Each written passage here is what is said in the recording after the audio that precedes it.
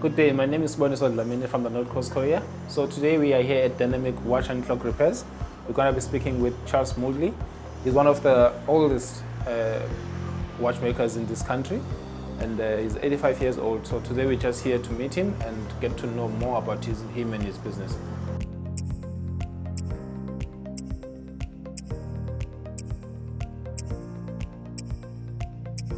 Sir, you are 85 years old, am I right? Yes.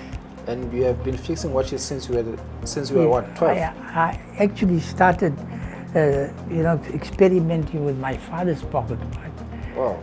Which, my father was disabled, and we could not afford to have it repaired. It cost a lot of money. So one day, I decided to go to somebody and get who sells watchmaking tools. I bought some screwdrivers, oilers, tools, hexane to clean it. Oh, yeah. And when I came back home, I took my dad's pocket watch and I dismantled it. And each time I dismantled one part, it was all kept on the table according to which I did open. And when I finished cleaning it, as I took it out, I've been putting it back. And when I finished, my dad's pocket watch started working. And that was the first time you ever was the first tried time Yes, I tried.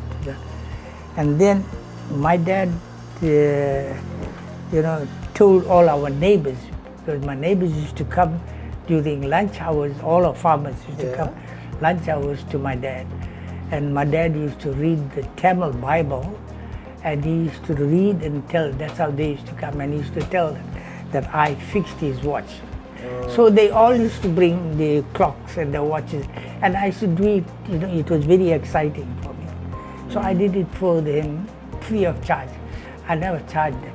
And then when I was about 18 years or so, I said, I'm capable of doing watches now. So I went to companies and said, I want a job, And they said, do you know anything about watches? I said, yes.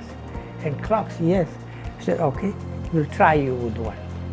And so the company tried me with one. And when they was very happy and satisfied, and they said, well, you do our watches. Where I live, I used to live far away, where I used to take a bus, and I get off the rank, and Durban rank, and I used to have, my walk was about almost an hour to go to the company and how to come back. And they said, no, look, you don't have to come every day to work and go back. We will give you pay you so much a piece. So they used to give me 10, 12, 50. I used to do it, take it, deliver it to them, and collect new one. And I carried on till I was about 25. And then I did work for some other companies as well. And as years went by, I used to do a little work for a German watchmaker as well. Oh, okay. So he,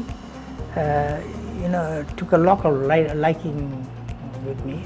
And then he said, no, look, I'm going to introduce you to somebody which are not from here. They do not employ any South African watchmakers. They only import watchmakers from overseas, like Switzerland, Vienna, Austria, Germany, and so on. So then they introduced me to them, and they were watchmakers of Switzerland.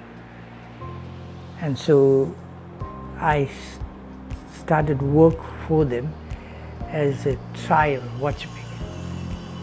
And then when they was very happy, and then I worked for them.